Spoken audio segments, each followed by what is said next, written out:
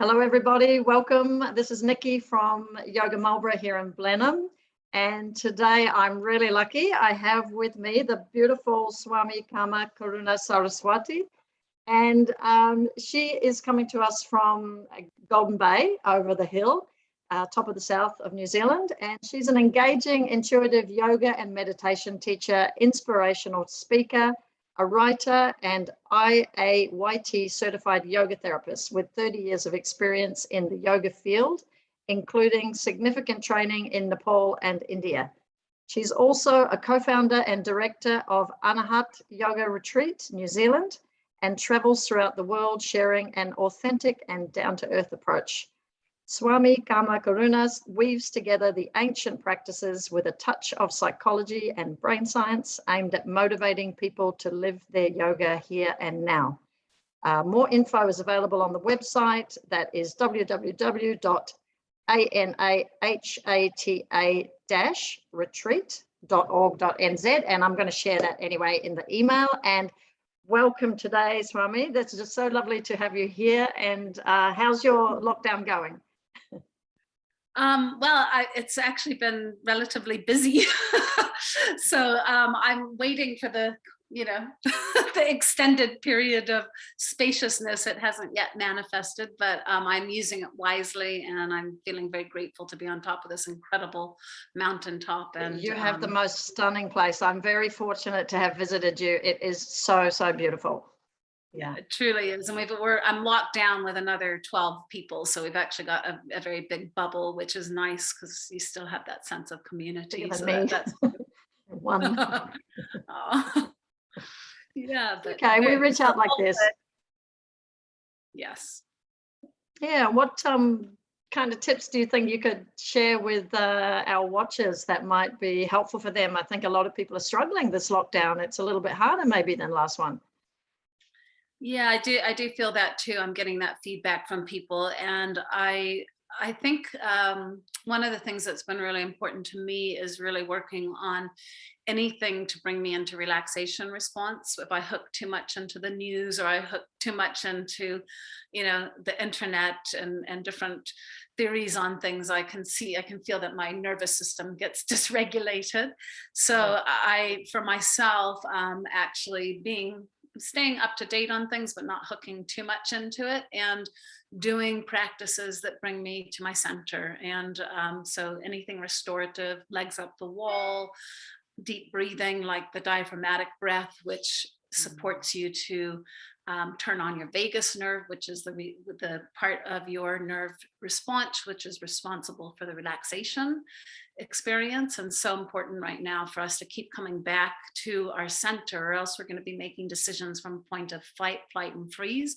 And then we don't make good decisions, or fear takes over, or we get, into maybe old patterns that don't support us or our families or the environment that we're in.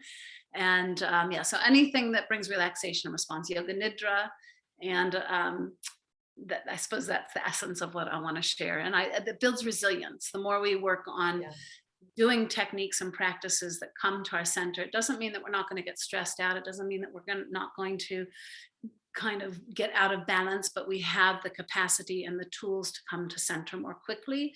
And that's actually what resilience is. Resilience doesn't mean that we don't face anything difficult, but it means that we know how to come back to our center, and we can do that very fluidly and feel that sense of connection and support within our own selves. Have you been able to help people through, online technology while, we can't meet and everything? Is that working for you? It is. It was an adjustment in the early days, but now I feel much more comfortable with it. And I've been doing a lot of private sessions, one-to-one work with people, and so it's something that I am still offering. If there's anybody who has a need for that, you can find out information on our website. And I'm doing occasional things like yoga nidra and breathing practices online, which are by donation, for just to send out into the world to support people in need. And I could share. I think I'm keen to join one of those myself. As a teacher, I think it's really nice to have someone else hold space for us as well. Absolutely. I've been very blessed. I'm locked down with a renowned meditation teacher. Um, so I'm very grateful for that and getting to have actually meditation practice, guided meditation practice regularly, which has been amazing. Yeah. So, but I could share a little breathing practice now for those, for the That would people be who so are awesome for our audience to have a little practice from you. Would really love that. wonderful. Well, I'd like to invite you to close your eyes and come in to find yourself in either a seat, or those that are listening may even like to lay down and come into a position of shavasana, or a seated position where you feel a sense of balance and grounding. And taking time to stabilize and still the body. If you're in a sitting position, feel the feet on the earth, the buttocks on the surface beneath. And if you're in a laying position, making sure that there's a sense of balance, and begin to feel heels, buttocks, head, whatever parts of your body are touching a surface. Feel a sense of connection, balance. And as the body becomes still and stable, tune the awareness to the subtle movement of the natural breath. Be aware that often the mind or the attention to the breath, there's an impetus to control it, and aim to step back and be the observer of the breath. You are already breathing the entire time I've been speaking. Now notice, is it deep or shallow?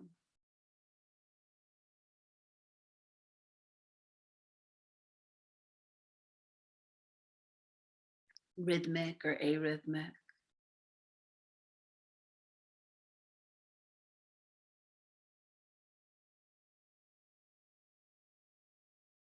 Can you feel the breath more in your abdomen or your chest?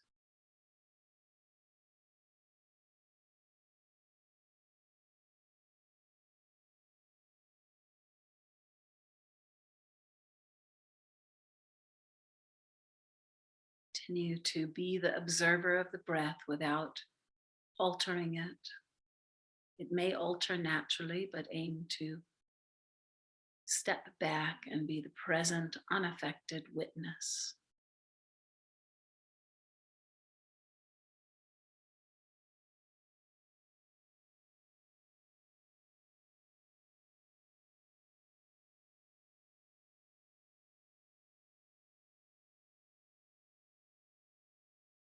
Continuing to sit in this space of observation and draw your hands to the navel area.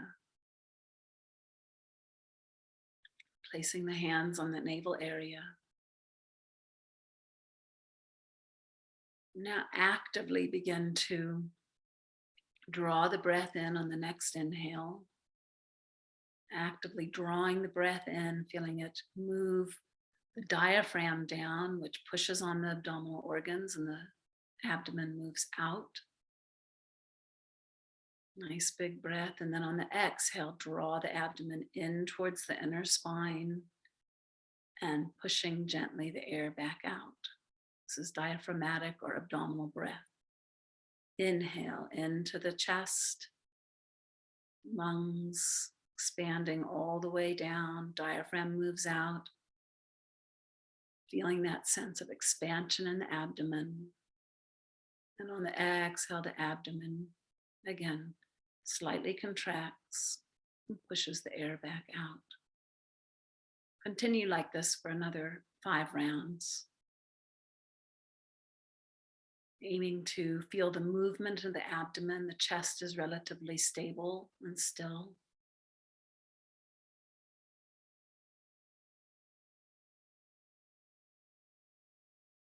Inhale, abdomen out. Exhale, draw it in gently.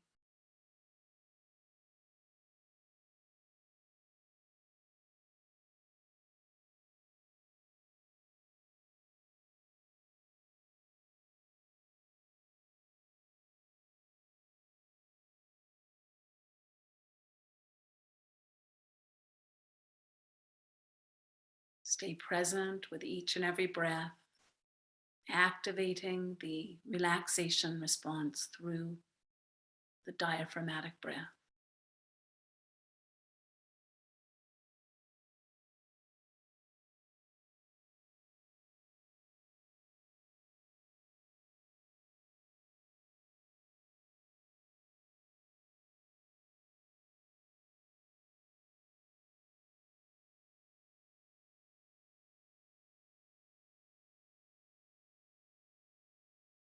After the next exhale, then let go of any effort and allow the breath to return back into its natural rhythm.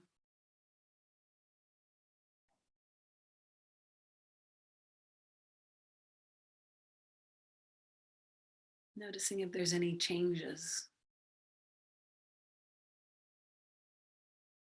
whether the breath is naturally longer or the mental state may have shifted.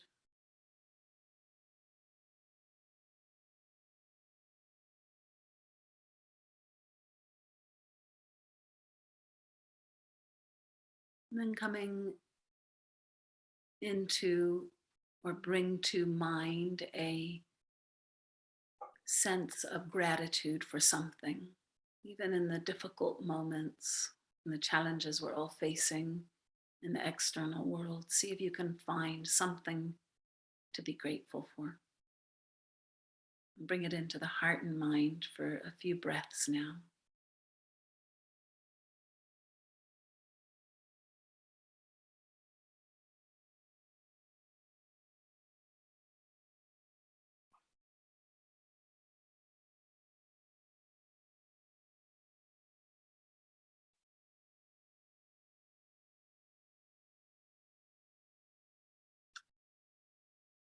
Leaving the gratitude, knowing that you can come back at any moment to gratitude, which supports positive neurotransmitters.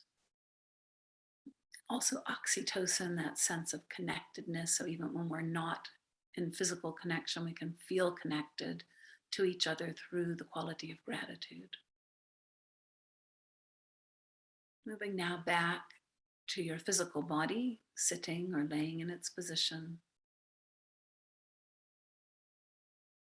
Maybe you are laying down, gradually begin to wiggle the toes and the fingers and legs and arms, gently moving into a seated position.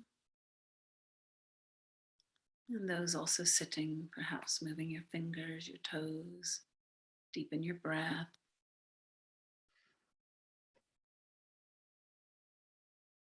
And as you're ready, taking the hands to the heart space. Hariom Tat Sat Namaste. Hariom Tat Sat. Feel free to open your eyes when ready. Oh, I don't know where I am. I feel so relaxed at a moment there. I just drifted away. I forgot we were doing the recording. Beautiful. And actually it's so important because that's all it takes. You know, that was what, five or so minutes. And yeah. I think we forget sometimes how quickly we can influence our nervous system and come into our own center. And the beauty of it is the more we practice it in a formal way, the easier it becomes, and we open up new brain channels and retrain our brains so that actually we know how to come to center. Yeah. And this is an aspect of resilience, and the diaphragmatic breath is so powerful because you're working directly on the vagus nerve, which moves right through the diaphragm, moves from the brain down through the lung cavity, through the diaphragm and into the digestive organs. So by doing diaphragmatic breath, you're giving a nice massage to all your organs, which helps your digestive system. You're getting more expanse of lungs, which allows for oxygen and carbon dioxide exchange. You're influencing the vagus nerve, so you're supporting relaxation response, and all that in only 5 minutes. It is actually, it's such a wonderful thing, and it's almost magical. It's almost too good to be true, I think. You know, people so underestimate the power of the breath and the simplicity, you know. and the fact it's with us everywhere, the you time. know, all the time. Every I've heard the area. diaphragm described also as like a second heart, you know. So it's doing a lot of that work of circulating the blood and everything as well, and energizing us. And we're relaxed, but we're energized. It's that lovely kind of combination. Thank you Absolutely. so much. My pleasure. And don't forget the gratitude, because that's the other piece to it, is the simply by spending 30 seconds a minute, focused on something we can feel good about and we can be grateful for, it does change the biochemistry, and it allows us to produce these really great hormones and neurotransmitters that make us feel better and make us feel connected even when we're miles apart. And I think that's so important at the moment, with many people feeling isolated and not able to connect in the same way as they're used to with friends and family. So I really just felt that too. There was almost a feeling of like, love, that when thinking about those things I feel grateful for, like it really made me feel very overwhelmed almost. Yeah, it was really lovely. So lovely. beautiful. Thank you Beautiful. so much for sharing that with everyone today. I feel really honored I know you're super busy, and to make that time for us. Thank you, Swami. I thank you Wonderful. so And much. thank you so much. What a great idea. It's beautiful that you've reached out in this way and sharing this with people Yeah, at thank this you. time. So beautiful. And thank you for that. Yeah. Thank you. Thank you very much.